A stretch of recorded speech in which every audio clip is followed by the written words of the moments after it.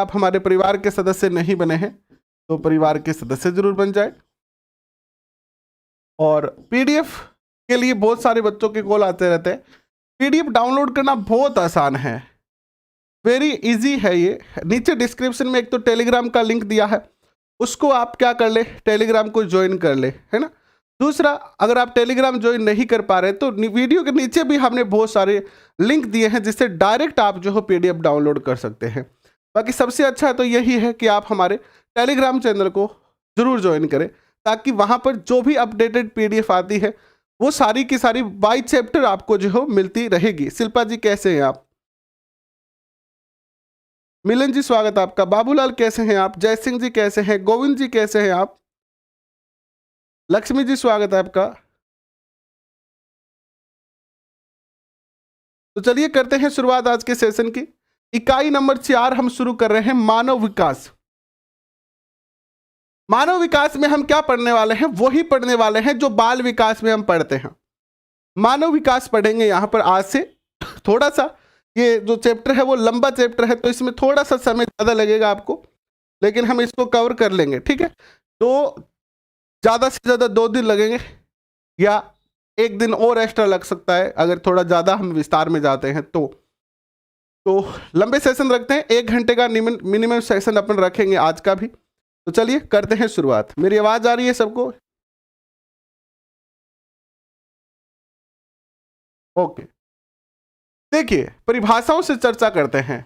मैं आपको मेरा जो आप देख रहे होंगे कि जनरली आप अगर 11th-12th पढ़ते हैं या आरबीएसई पढ़ते हैं किसी अदर चैनल पर, तो जनरली बहुत सारे चैनल क्या करते हैं कि बुक की ही पीडीएफ यहाँ पे डाल के पढ़ाते हैं। वो भी तरीका सही है, मैं गलत नहीं कर रहा हूँ उसको, लेकिन मैं यहाँ पर दोबारा रीटाइप करके इसलिए लेके आता हूँ आपके लिए, क्योंकि मेरा टारगेट ये रहता है कि जो चैप्टर में से मोस्ट कंटेंट है या जो महत्वपूर्ण डाटा है वो सारे आप तक पहुँच जाए। और इसी उद्देश्य के लिए हम क्या करते हैं, इसको रीटाइप करते हैं। रीटाइप करने से क्या होता है, जो भी एक्स्ट्रा चीज़ें होती है जो हमारे लेवल की नहीं है या हमारे सिलेबस की नहीं है, वो हम स्किप कर देते हैं उस चीज़ों को, ठीक है। तो देखो परिभाषाओं की बात करते हैं। हम किसकी परिभाषाओं की बात कर रहे हैं? हम परिभाषा की बात कर रहे हैं मानव विकास की परिभाषा। मानव विकास, विकास को पढ़ें उससे पहले एक कॉन्सेप्ट आता है जो आगे आपके आएगा, बार बार परेशान करेगा। एक शब्द तो होता है विकास, और एक जो शब्द होता है वो आता है वृद्धि। मनोविज्ञान में ये 2 शब्दों का बहुत बड़ा रोल है। ये क्या है दोनों, इसको समझना बहुत जरूरी है आपके लिए। देखिए विकास तो ओवरऑल आता है जिसमें हमारा सारे तरीके के विकास इंक्लूड कर लिए जाते हैं, जैसे कि शारीरिक विकास, मानसिक विकास, नैतिक विकास, सामाजिक विकास, संवेगात्मक विकास, चारित्रिक विकास। सब पर विकासों को एक साथ, यानी हर प्रकार के विकास को विकास में शामिल किया जाएगा। यानी विकास का जो क्षेत्र है वो बड़ा है। और दूसरा आता है वृद्धि। वृद्धि जो है उसमें केवल और केवल, वृद्धि के अंदर केवल और केवल क्या आता है, हमारे विकास का एक पक्ष आता है और वो आता है शारीरिक पक्ष। शारीरिक पक्ष आता है इस पे। अब इसकी हम थोड़ी सी आगे और चर्चा करेंगे, उससे पहले विकास की परिभाषाएं जानते हैं। गेसेल क्या कहते हैं? गेसेल कहते हैं कि विकास अभिवृद्धि के संप्रत्यय की अपेक्षा अधिक व्यापक है। इसका अवलोकन, मूल्यांकन कुछ सीमा तक 3 रूपों में, बाहरी शब्द है ये, बाहरी रचनात्मक तरीके से हम इसका मापन कर सकते हैं। सॉरी, बाहरी नहीं है, शारीरिक रचनात्मक। एक मिनट, शारीरिक रचनात्मकता के आधार पर मूल्यांकन कर सकते हैं, शारीरिक क्रिया के आधार पर इसका जो है मूल्यांकन कर सकते हैं, और व्यवहारात्मक मापन जो है इसका किया जा सकता है। तो क्या कहा देखिएगा, गेसेल क्या कहते हैं कि विकास अभिवृद्धि के संप्रत्यय की अपेक्षा अधिक व्यापक है। यानी अभिवृद्धि तो केवल एक पार्ट है छोटा, और विकास जो है वो व्यापक है, और इसके अंदर जो है वो हम इसका मापन जो है वो या अवलोकन जो है वो 3 तरीके से कर सकते हैं। शारीरिक संरचना में जो परिवर्तन आ रहा है उसके आधार पर, शारीरिक क्रिया के आधार पर, और व्यवहार के आधार पर जो है इसका क्या कर सकते हैं, हम मापन कर सकते हैं। यहां एक गोल्डन लाइन लिखी हुई बहुत ही अच्छी कि व्यवहारात्मक संकेत ही विकास के सर्वाधिक व्यापक परिचायक हैं। यानी अगर आपको विकास को देखना है तो विकास के लिए सर्वाधिक व्यापक परिचायक क्या है, यानी सर्वाधिक व्यापक जो है वो किस डाटा से हम एनालाइज करेंगे। जैसे मान लो एक उदाहरण के तौर पर एक बच्चे का विकास है, तो वृद्धि तो शरीर में, जैसे आज बच्चा 1 महीने का है, कल 2 महीने का हो जाएगा, फिर 3 महीने का, फिर 4 महीने का, 5 महीने का। तो जैसे जैसे बड़ा होगा शरीर के अंग बड़े होंगे, हाथ, अंगुलियां, पैर, शरीर, सर, नाक, दांत, सब कुछ शरीर में क्या होते जाएंगे, वृद्धि होती जाएगी। अब ये तो हमें आंखों से दिख जाती है, लेकिन जो बच्चा, ये तो शारीरिक वृद्धि तो दिख जाती है, लेकिन मानसिक वृद्धि हमें दिखती नहीं है। इसको हम केवल महसूस कर सकते हैं। जैसे छोटा बच्चा होता है वो कपड़ों में सुसु कर देता है, लेकिन बड़ा बच्चा नहीं करता है। छोटा बच्चा खाने के लिए रोने लगता है, लेकिन बड़ा बच्चा नहीं। ये व्यवहार में परिवर्तन होता है। इसको आप माप नहीं सकते किलो, 2 किलो, 5 किलो में। इसको केवल आप क्या कर सकते हैं, महसूस कर सकते हैं। क्या कर सकते हैं जी, महसूस कर सकते हैं इसे हम। देखिए और समझते हैं थोड़ा सा, एक और परिभाषा देखिएगा। ईबी हरलोग क्या कहते हैं, ईबी हरलोग क्या कहते हैं। ईबी हरलोग कहते हैं कि विकास अपेक्षाकृत अभिवृद्धि होने तक सीमित नहीं होता। विकास जो है वो अभिवृद्धि होने तक सीमित नहीं होता। ये लाइन क्या कहना चाहती है, ये लाइन ये कहना चाहती है कि विकास अभिवृद्धि तक ही सीमित नहीं होता है। यानी अभिवृद्धि आपकी कितने साल तक होती है।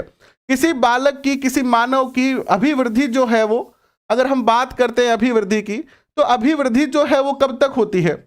आपके शरीर की अभिवृद्धि जो है वो, अगर आप बॉयज हो तो मान के चलो 21 साल तक, और अगर आप गर्ल्स हो तो आपकी अभिवृद्धि जो लगभग 16 साल तक हो जाती है। यानी शरीर का जितना विकास होना है वो लड़कियों में 16 साल तक हो जाता है और लड़कों में 21 साल तक हो जाता है। तो अभिवृद्धि तो यहां आके रुक जाएगी, इसके बाद शरीर में तो कोई विकास नहीं होगा, शरीर में कोई विकास नहीं होगा। तो यही बात कही गई है कि विकास अपेक्षाकृत अभिवृद्धि होने तक सीमित नहीं है, अपितु ऐसा प्रगतिशील परिवर्तनों में निहित है।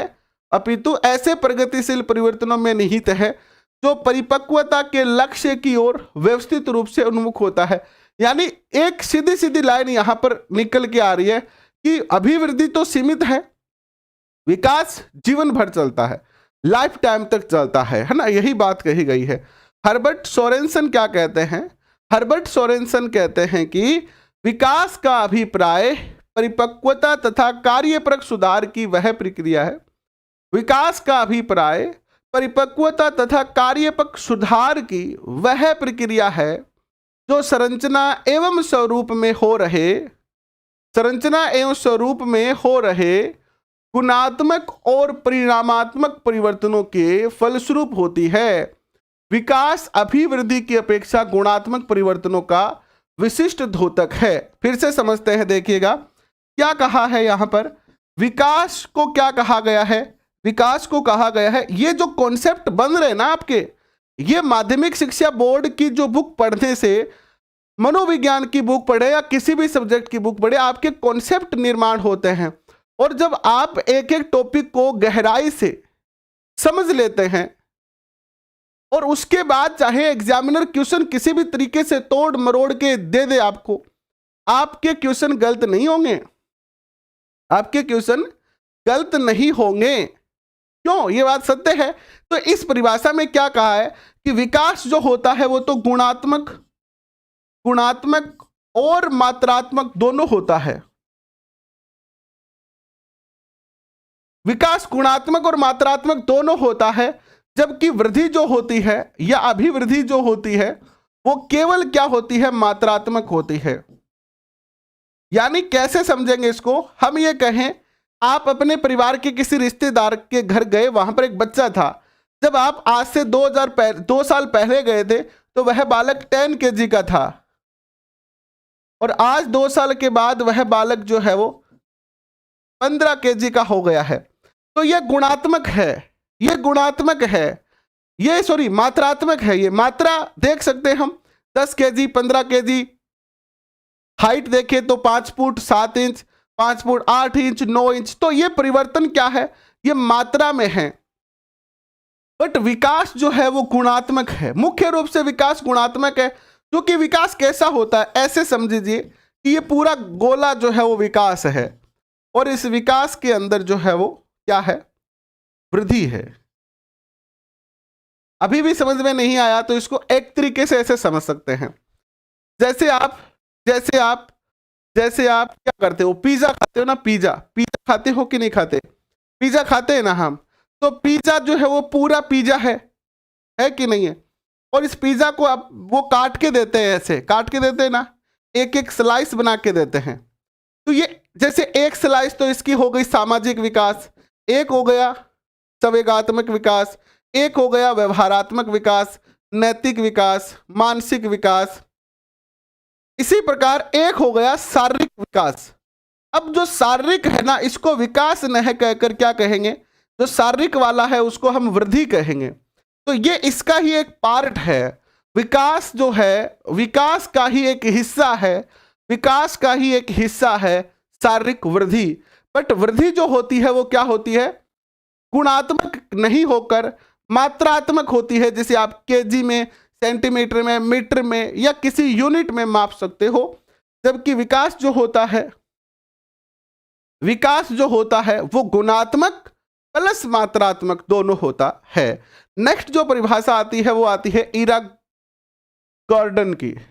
इरा गॉर्डन क्या कहते हैं कि व्यक्ति का विकास एक ऐसी प्रक्रिया है जिसका प्रारंभ जन्म के समय से ही हो जाता है और वह तब तक चलती रहती है जब तक व्यक्ति पूर्णता को प्राप्त नहीं कर लेता है। दूसरे शब्दों में विकास व्यक्ति के अधिकतम संगठनों तथा एकीकरण की पूर्णता की प्रक्रिया है। जन्म के समय ही विकास शुरू हो जाता है और तब तक चलता रहता है जब तक व्यक्ति जिंदा है। क्योंकि पूर्णता प्राप्त कब करेगा, मृत्यु से पहले हम पूर्णता प्राप्त करते हैं क्या? आज आपकी इच्छा है कि आप 3rd ग्रेड टीचर बन जाए, आज आपकी इच्छा है कि आप 2nd ग्रेड टीचर बन जाए, आज आपकी इच्छा है कि हे भगवान बस नौकरी लगा दे, चाहे नौकरी कोई भी हो, है चाहे मैंने जैसलमेर भेज दे, चाहे बाड़मेर भेज दे, चाहे डूंगरपुर भेज दे, चाहे राजस्थान, क्यों भारत का किसी भी कोने में नौकरी लग जाऊं, अंडमान निकोबार दादरा नगर हवेली भेज दे, बट सरकारी नौकरी चाहिए। आज आपकी यही इच्छा है, लेकिन जैसे ही आप नौकरी लग जाओगे फिर आपकी सेकंड इच्छा अपने आप जागृत हो जाएगी, पूर्णता कभी नहीं आएगी। फिर आप कहोगे हे भगवान नौकरी तो लग गया, आप घर का भी नजी को लागे, माँ की याद आवे, बापू की याद आवे, भाई की याद आवे, भाण की याद आवे, घरे भेजो। तो आप फिर नेताओं के आगे, नेताजी है ना, नेताजी की चरण स्पर्श करना है ना, उनको ज्ञापन देना, और नेताजी के पीछे पीछे भागना पड़ेगा ट्रांसफर के लिए कि घर चले जाएं जल्दी से जल्दी, घर के 5-7 किलोमीटर में आ जाए। फिर घर आ जाओगे ना आप, जब घर आ जाओगे तो भी ऐसा नहीं है कि इच्छा पूरी हो जाएगी, फिर आप और नई इच्छा बना लोगे कि अब नौकरी लग गए, घर के पास भी आ गए, अब आरएस बन जाते हैं, आरएस की तैयारी कर ले। आरएस बन जाओगे तो फिर और, यानी आप इंसान की, चाहे मैं हो या आप हो, हमारे सपने कभी भी पूर्ण नहीं होते हैं। तो पूर्णता नहीं आएगी हमें कभी, और पूर्णता नहीं आएगी तो हमारा जो विकास है वो जन्म से और मृत्यु तक, जन्म से मृत्यु तक जो है वो निरंतर चलता रहता है बिना कभी रुके, है ना।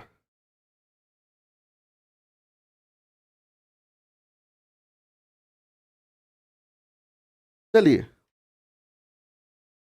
विकास का अर्थ क्या है इसको समझते हैं। विकास का अर्थ है अधिक प्रगति, उन्नति। प्रगति का मीन क्या होता है? उन्नति। अधिक प्रगति, अधिक प्रकटीकरण और अधिक परिपक्वता की ओर जाना। आज आप जिस स्थिति में हैं, कल आप उस स्थिति में नहीं रहना चाहते हैं। आप ये चाहते हैं, जैसे मैं आज देख रहा हूं कि मेरी क्लास में 70 बच्चे हैं, तो मैं ये चाहूंगा कि कल इस क्लास में 100 बच्चे हों, परसों इस क्लास में 150 बच्चे हों, फिर 200 हो, 1000 हो, 2000 हो। यही तो चाहते हो ना। हर व्यक्ति यही चाहता है कि आज वो जैसा है कल उसका और बेहतर हो, और अच्छा हो, और ज्यादा वो बेहतर कार्य करे, और ज्यादा पैसे कमाए, समाज में इज्जत कमाए, और ज्यादा वो संसाधन जुटाए। हर व्यक्ति यही चाहता है, और यही हर व्यक्ति का सपना होता है। तो यही तो विकास है, अधिक प्रगति करना, अधिक प्रकटीकरण और अधिक परिपक्वता की ओर जाना। यह समय के साथ उक्त परिवर्तनों को इंगित करता है, जो केवल मात्रात्मक मापन न होकर अपने को निश्चित व्यवहार पैटर्न, प्रतिमान या प्रतिरूप के रूप में व्यक्त करता है। जैसे उदाहरण के तौर पर आप समझ सकते हैं, उदाहरण के तौर पर एक बालक का सामाजिक विकास किसी निश्चित सेंटीमीटर इंच पौंड में अंकलित नहीं किया जा सकता है। आप कर सकते हो क्या? कोई बालक है, मैं आपके सामने एक उदाहरण और रखता हूं। कोई बालक है, पहले जब वो स्कूल नहीं जाता था तो वो अपने माता पिता के पैर नहीं छूता था, या ऐसे लिख दूं कि बड़ों का सम्मान नहीं करता था। वो बड़ों का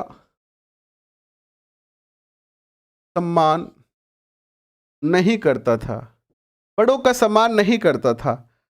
अब वो स्कूल जाता है और स्कूल में वह सीखा उसने कि बड़ों का सम्मान करना चाहिए, इसलिए वो सबका सम्मान करने लगा है। तो यह क्या है? यह क्या है? इसको आप ऐसे कह सकते हो कि पहले बच्चा 5 ग्राम सामाजिक था, अब बच्चा 10 ग्राम सामाजिक हो गया। पहले बच्चा 1 किलो सामाजिक था, अब 2 किलो हो गया। नहीं कह सकते आप? ऐसा तो नहीं कह सकते ना। हम कह सकते हैं क्या? कह सकते हैं? नहीं कह सकते।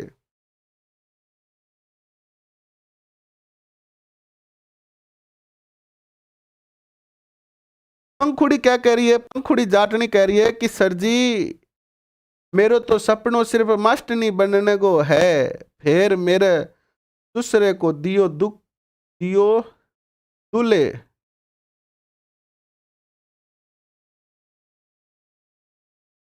फिर मेरे ससुर को दिखा दियो कह दिए। अच्छा, ये कह रही है पंखुड़ी जी कि गुरुजी मेरे तो सपन है मैं मास्टर बन जाऊं, ताकि मैं मेरे ससुरों ने दिखा दूं कि मैं मास्टर नहीं बन सकूं। भाई ठीक है, हर व्यक्ति के अपने अपने सपने हैं, हर व्यक्ति के एक सपने हैं। एक उदाहरण के तौर पे बताता हूं, 2019 की बात है। हमारी हम एक भर्ती आई थी कोऑपरेटिव बैंक में, उसमें हम तैयारी करवाते थे। तो जैसे पंखुड़ी है, उसी तरीके की एक बहन आती थी उसमें। और उसकी दिक्कत क्या थी? ऐसा नहीं थी कि वो गरीब थी, उसकी दिक्कत क्या थी कि उसका जो परिवार था ना, उसके परिवार में ससुर जो थे वो बाड़मेर में प्रधानाध्यापक थे, सासू भी अध्यापिका थी। अच्छा, उसका जो जेठ और जेठानी थी वो बैंक में थे। यानी उसके परिवार के अंदर ससुराल में जितने भी सदस्य थे वो सारे गवर्नमेंट एम्प्लॉय थे, और वो एक अकेली थी जो गवर्नमेंट एम्प्लॉय नहीं थी। तो वो हमें बताती थी कि सर मुझे पैसों की दिक्कत नहीं है, लेकिन मेरे जब सास आती है, देवरानी जेठानी, जब हम मिलते हैं तो मुझे ताना लगाया जाता है कि हमारे घर में एक तू ही है देखिए गवर्नमेंट एम्प्लॉय को नहीं, तू मेरे को नहीं घटू आगे पीछे रहेगी गए, है ना, और रिकॉर्ड जोड़ दियो। तो मुझे नौकरी लगना है इसलिए, ताकि मैं इनके अंदर शामिल हो जाऊं, क्योंकि मैं इनमें समायोजित नहीं हो पा रही हूं। और उसने मेहनत की और आज वो जो है वो कोऑपरेटिव बैंक के अंदर जो है वो गवर्नमेंट जॉब कर रही है। तो सपने देखो, हर बच्चे की अलग चीजें हैं, हर बच्चे के ख्वाब, सपने, हर बच्चे की समस्याएं अलग है। यही तो व्यक्तिगत विभिन्नता होती है ना, यही तो व्यक्तिगत विभिन्नता होती है।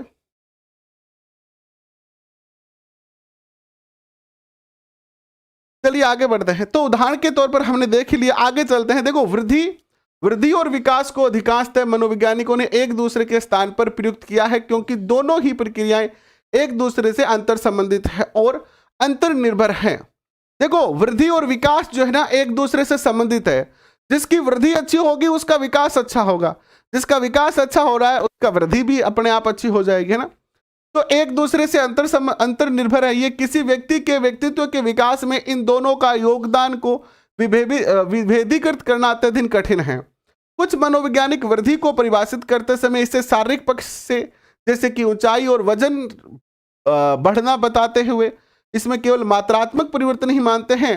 अमेरिकी बाल मनोवैज्ञानिक अर्नोल्ड गैसेल ने लिखते हैं कि, क्या लिखा इन्होंने, कि वृद्धि वातावरण की वनस्पति जीव स्वयं का कार्य पर्यावरण विकास के लिए वातावरण प्रस्तुत करता है, परंतु विकास का यह प्रकटीकरण प्राथमिक रूप से व्यक्ति की आंतरिक कार्य प्रणाली द्वारा ही संगठित किया जाता है, और यह विकास की एक अंतर्भूत कार्य कार्यकी के द्वारा होता है। विकास व्यक्ति की क्षमताओं के प्रकट होने और विस्तार होने के रूप में परिभाषित किया जा सकता है, जो उसे और अधिक कार्य करने में मदद करती है, जैसे कि खेलों में अनिश्चित कार्यवाही से उसमें प्रवीणता लाना, गामक योग्यताओं का विकास करना।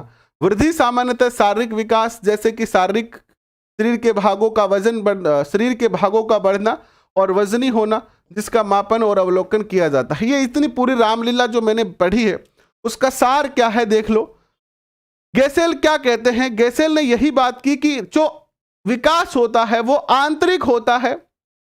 इस पूरी राम कहानी का अर्थ यही है कि विकास तो आंतरिक होता है और अभिवृद्धि बाहरी होती है। विकास आंतरिक होता है, मानसिक होता है और अभिवृद्धि शारीरिक होती है। ठीक है, इसमें शरीर बढ़ता है, उसमें ज्ञान बढ़ता है, अनुभव बढ़ता है। मनोवैज्ञानिक वृद्धि और विकास में निम्नलिखित रूप से अंतर करते हैं, विभेद करते हैं। पहला अंतर देखिए क्या है, वृद्धि और विकास में अंतर। वृद्धि और विकास में अंतर देखिएगा, वृद्धि और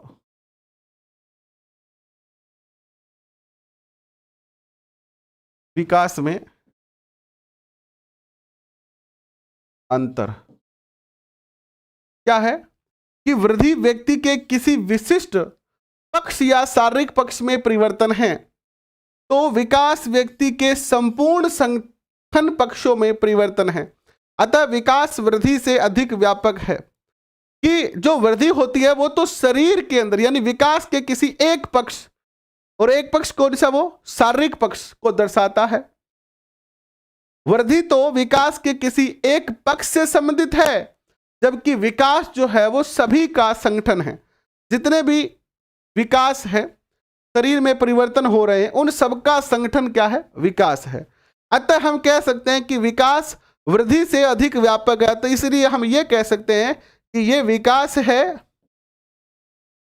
और ये जो है वो क्या है, वृद्धि है, इसका एक पार्ट है वृद्धि। दूसरा अंतर देखिएगा कि वृद्धि व्यक्ति या जीवन काल में एक निश्चित समय तक ही होती है। वृद्धि जो है वो व्यक्ति या जीव के जीवन काल में एक निश्चित समय तक होती है, जैसे लड़कों में 21 साल तक। परंतु विकास जीवन पर्यंत चलने वाली कर्मिक और प्रगतिशील श्रृंखला है। व्यक्ति का विकास निरंतर होता रहता है। व्यक्ति का विकास जो है वो निरंतर होता रहता है, वो कभी रुकता नहीं है। आपका विकास कभी नहीं रुकता है।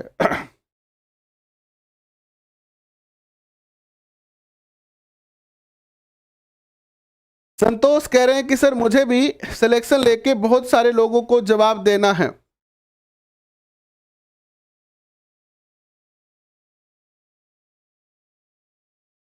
बिल्कुल आप जवाब दे पाएंगे, बिल्कुल आप जवाब दे पाएंगे। आपको किसी तरीके की बाधा नहीं आएगी इसमें, क्योंकि जिनके लक्ष्य होते हैं, जिनके टारगेट स्ट्रॉन्ग होते हैं ना, जो बाधाओं से हार नहीं मानते, जो नहीं झुकते हैं जमाने के सामने, वो कभी असफल नहीं होते। झुकने का अर्थ यहां पर यह नहीं है कि आप अहंकार में ना झुके, अहंकारी बन जाए। यहां पर इसका अर्थ यह है कि आप मुसीबतों के सामने ना झुके, समस्याओं के सामने ना झुके। यह है झुकने का अर्थ यहां पर।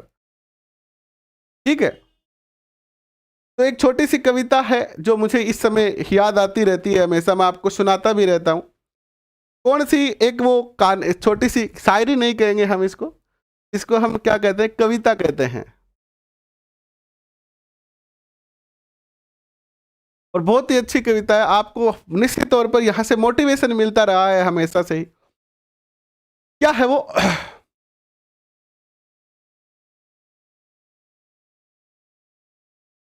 कि एक जो बेरोजगार बच्चा है वो बहुत बार टूट जाता है। जैसे रीट का पेपर रद्द हो गया, और एक मुद्दे की बात क्या देख रहे हो आप कि रीट के पेपर से रद्द होने से विधानसभा के अंदर, मैं एक बार वो न्यूज़ देख रहा था विधानसभा की कार्रवाई की, तो सरकार ने 2011 से लेकर और 18 तक इतने सारे पेपर गिनवाए हैं, सरकार ने गिनवाए हैं, और सरकार ने ये तर्क दिया कि इतने सारे पेपरों में नकल हुई है। उनकी जब सीबीआई जांच नहीं की, तो इस पेपर की सीबीआई जांच की क्या जरूरत है? तो मेरे पैरों के नीचे जमीन खिसक गई कि यार ये भाई विधानसभा में अगर कोई बात कही जा रही है तो वो सत्य ही होगी ना, और वो भी सरकार के पक्ष से कही जा रही है। हमारे जो माननीय अभी के जो शिक्षा मंत्री उनके द्वारा कही जा रही है कि 11 में हुई नकल, 12 में हुई, 13 में हुई, 15 में हुई, 18 में हुई, तब आपने जांच नहीं करवाई, अब आप 21 वाली की जांच करवा रहे हैं। तो मेरे तो पैरों के नीचे जमीन खिसक गई। चलिए, अब ये सारी चीजें तोड़ देती है बच्चे को, है ना। तोड़ना मीन उनके हौसलों को तोड़ती है, लेकिन वो बच्चा भी महाराणा प्रताप का वंशज है। वो कहता है कि मैं उस माटी का वृक्ष नहीं। वो बच्चा अपने हालातों से कहता है कि मैं उस माटी का वृक्ष नहीं जिसको नदियों ने सींचा है। मैं उस माटी का वृक्ष नहीं जिसको नदियों ने सींचा है। बंजर माटी में पलकर मैंने मृत्यु से जीवन खींचा है। कि मैं राजस्थान का हूं भाई, और हमारे यहां वर्षा नहीं होती, खासतौर पर पश्चिमी राजस्थान में। बंजर जमीन में उगकर मैंने मृत्यु से जीवन खींचा है। मैं पत्थर पे लिखी इबारत हूं, मैं पत्थर पे लिखी इबारत हूं, शीशे से कब तक तोड़ोगे, और मैं मिटने वालों में नाम नहीं, मिटने वालों में नाम नहीं, तो मुझको कब तक रोकोगे। अपने हालातों से कह रहा है वो कि ए हालातों, ए बेरोजगारी, ए मेरी समस्या, ये चाहे कितनी भी आ जाओ मेरे जीवन में, मैं हारू को नहीं पड़ा। क्यों को नहीं हारू? क्योंकि मैं महाराणा प्रताप को वंशज हूं। क्यों को नहीं हारू? कि मैं संघर्ष करना जानू हूं। क्यों को नहीं हारू? क्योंकि मेरो जीवन ही संघर्ष है, मेरो जीवन ही संघर्ष है। हालांकि आजकल जो बड़े बड़े नेता लोग हैं वो कह देते हैं कि महाराणा प्रताप जो है वो सत्ता के लिए युद्ध लड़ रहे थे। आप ये जो बेरोजगारी से युद्ध लड़ रहे हो, ये सत्ता के लिए थोड़ी लड़ रहे हो, अपने आप को साबित करने के लिए लड़ रहे हो। और महाराणा प्रताप भी युद्ध लड़ रहे थे अपनी स्वतंत्रता के लिए, अपनी संस्कृति के लिए, अपने स्वाभिमान के लिए और अपने धर्म के लिए। इसीलिए तो लड़ रहे थे ना महाराणा प्रताप जी युद्ध। सत्ता थोड़ी चाहिए थी उनको, सत्ता तो उनके पास थी ही, वो पहले से ही मेवाड़ के शासक थे, वो कोई दिल्ली पर कब्जा करने थोड़ी जा रहे थे। लेकिन चलिए ठीक है, लेकिन ये बात, जिसके भी जो भी सपने हैं ना, जिसके भी जो भी सपना है, आप यकीन मानिए, आप पीछा मत छोड़िए उस सपने का। हो सकता है कि समस्याएं हो, बट सफलता मिलेगी आपको। देर हो सकती है बट सफलता जरूर मिलेगी। तो वृद्धि व्यक्ति के जीवन काल में एक निश्चित समय तक होती है, परंतु विकास जो है वो जीवन पर्यंत चलता रहता है। लाइफ टाइम जो है वो विकास चलता रहता है। ठीक है, अनिल भाटी कैसे हैं आप? सोजत सिटी से स्वागत आपका। घनश्याम शर्मा जी कैसे हैं आप? माया कैसे हैं आप? माया शेखावत जी। चलिए आगे बढ़ते हैं, आगे बढ़ते हैं। देखिए आगे क्या आता है।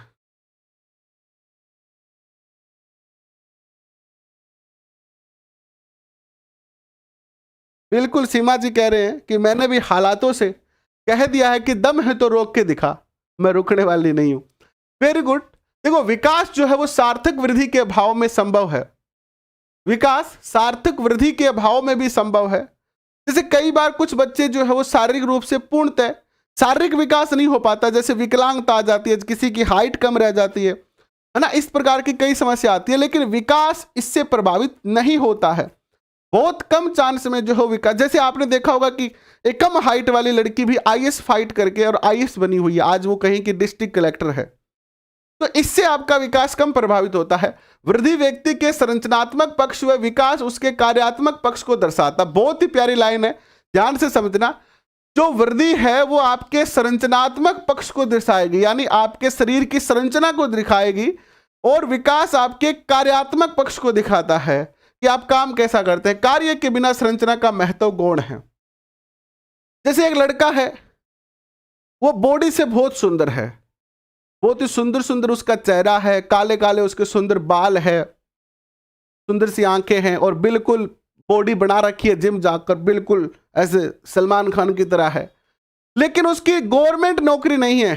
गवर्नमेंट नौकरी का मीन यहां पर मैं ये नहीं कह रहा हूं कि जो गवर्नमेंट नौकरी नहीं है वो अयोग्य है। मैं आज के संदर्भ की बात कर रहा हूं, है ना। एक बेरोजगार व्यक्ति के लिए, वो बेरोजगार है, उसके पास कोई जॉब नहीं है, सीधा सीधा कह देता हूं कि शरीर बहुत अच्छा है बट जॉब नहीं है, और फिर मजे की बात है वो पढ़ाई में भी कमजोर है।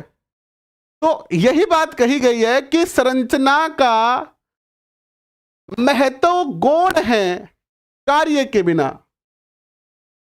आप बहुत सारे टीवी पर सोशल मीडिया पे पिक्चर देखते हैं कि काला लड़का है और गोरी लड़की से विवाह हो गया है, और नीचे कमेंट आता है गवर्नमेंट नौकरी का कमाल। हालांकि मैं रंग भेद का बिल्कुल समर्थक नहीं हूं, क्योंकि ईश्वर ने दो ही रंग बनाए हैं, और भगवान कृष्ण खुद भी काले थे, इसलिए तो वो गीत गाते थे। उनको लोग गोपियां और राधा जी चिढ़ाती थी, कालिया कालिया कहती थी उनको, काला काला काला, है ना, कि कालिया आ गया। तो अपनी माँ से अक्सर पूछा करते थे कि सब गोरे हैं, मैं काला क्यों हूं। तो बात उनको बताती भी है, उसकी चर्चा नहीं करेंगे। मैं इसकी चर्चा नहीं कर रहा हूं कि गोरा काला, मैं आपको बात बता रहा हूं एक, कि रंग का महत्व नहीं है, आपके शरीर की संरचना का महत्व तब तक नहीं है जब तक आपके अंदर गुण नहीं है। यानी महत्व गुण का है, गुण भी है और अच्छा शरीर भी है तो सोने पे सुहागा है, और अच्छा शरीर है बट गुण नहीं है तो काम चलेगा नहीं। बट अच्छा गुण है और अच्छा शरीर नहीं है तो फिर भी काम चल जाएगा। यही बात इसमें कही गई है। देखिए आगे चलते हैं, थोड़ा सा और आगे चलते हैं। हरलोक के शब्दों में देखिएगा, हरलोक क्या कहते हैं। हरलोक के शब्दों में कहते हैं कि, हरलोक के शब्दों में कह सकते हैं कि विकास अभिवृद्धि तक सीमित नहीं है, इसकी बजाय इसमें प्रौढ़ावस्था के लक्ष्य की ओर परिवर्तनों का प्रगतिशील क्रम निहित रहता है। विकास के फलस्वरूप व्यक्ति में नवीन विशेषताएं और नवीन योग्यताएं प्रकट होती है। विकास की प्रकृति कैसी होती है, कैसा नेचर होता है, नेचर ऑफ डेवलपमेंट की बात करते हैं तो विकास की प्रकृति को विकास के सिद्धांतों द्वारा समझा जा सकता है। तो विकास के सिद्धांत कौन से हैं, आइए इस पे चर्चा करते हैं। विकास के सिद्धांत, विकास के सिद्धांत, और ये हम कक्षा 11 आरबीएसई का चैप्टर नंबर जो कर रहे हैं वो 4 कर रहे हैं, ठीक है।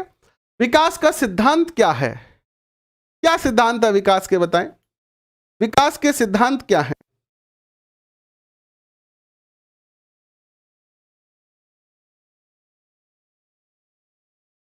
ऐसा नहीं हो सकता टीजी सर, क्योंकि हर विषय हम नहीं पढ़ा सकते हैं। एक व्यक्ति अगर हर विषय पढ़ाएगा तो फिर अच्छी बात भी नहीं है, क्योंकि देखो जो सब्जेक्ट आप पढ़ा रहे हो आपकी थोड़ी पकड़ होती है, उसको आप एक्सप्लेन अच्छे से कर सकते हो। तो देखिए मैं, हालांकि देखो 10वीं तक का विज्ञान पढ़ाने में दिक्कत नहीं है, लेकिन फिर भी मैं इतना काम लेके चलता नहीं हूँ जितना हम अच्छे से ना कर पाए। हम उतना ही काम करते हैं जितना हम बेहतर तरीके से कर सकते हैं, क्योंकि आपके भविष्य का सवाल है। अब मैं 5 विषय लेके चलूंगा, एक भी अच्छा नहीं कर पाऊंगा, आपका टाइम बर्बाद हो जाएगा और फिर आप मुझे गाली दोगे। इससे अच्छा है कि एक सब्जेक्ट कर ले हम, वो परफेक्ट करें और पेपर में आपके क्वेश्चन भी आए तो ज्यादा बेटर रहेगा। तो हम इसी नीति पे कार्य करना चाहते हैं, इसके लिए सॉरी बोलते हैं हम आपको। पहला सिद्धांत आता है गैरिसन तथा अन्य का। ये क्या कहते हैं कि जब बालक विकास की एक अवस्था से दूसरी अवस्था में प्रवेश करता है तब हम उसके कुछ परिवर्तन देखते हैं। जब बालक विकास की एक अवस्था से दूसरी अवस्था में प्रवेश करता है तब हम उसमें कुछ परिवर्तन देखते हैं। अध्ययनों ने सिद्ध किया है कि ये परिवर्तन निश्चित सिद्धांतों के अनुसार होते हैं। इन्हीं को विकास के सिद्धांत कहते हैं। विकास के मूलभूत सिद्धांत में सबसे पहला सिद्धांत आता है विकास एक सतत प्रक्रिया है। विकास एक सतत प्रक्रिया है। अब विकास के सिद्धांत हम पढ़ेंगे कल पढ़ेंगे। कल से, आज से निरंतर क्लास होगी और टाइम रहेगा 1:30 से लेकर और 2:30 तक, क्योंकि आज हमारी एक 3 बजे क्लास है तो उसकी भी तैयारी करनी है। अनअकैडमी पर है, अनअकैडमी पर भी आप मेरे साथ पढ़ सकते हो। कल से वो कोर्स खत्म हो जाएगा तो उसके बाद अपना पूरा टाइम यहाँ पर मैं लगा सकता हूँ, तो कोई दिक्कत नहीं आएगी। तो आज का सेशन आपको कैसा लगा, आशा है कि आपको अच्छा लगा, आपको समझ आया, और जहाँ आपको समझ में नहीं आए वहाँ नीचे कमेंट करिए, मैं फिर से आपको समझा दूंगा। और पीडीएफ आपको जैसे ही चैप्टर पूरा हो जाएगा, एक बात हमेशा ध्यान रखिएगा, जिस दिन चैप्टर पूरा उसी दिन पीडीएफ। आज ये चैप्टर अधूरा है, कल ये पूरा हो जाएगा तो कल आपको इसकी पीडीएफ भी मिल जाएगी। अभी के लिए बस इतना ही, मिलते हैं रात को 8 बजे एनसीईआरटी की बुक से और रात को 10 बजे आरबीएससी कक्षा 6 की चैप्टर नंबर 2 के साथ। तब तक के लिए बहुत बहुत धन्यवाद। Thank you.